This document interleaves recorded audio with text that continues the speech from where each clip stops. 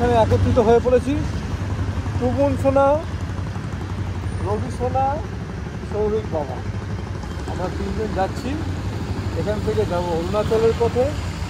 আমাদের এই গাড়ির যে ধুকপুক শব্দ, এটার সাথে আমাদের এই হার্টের শব্দকে আমরা সিঙ্ক করিয়ে নিয়েছি, একত্রে করে নিয়েছি।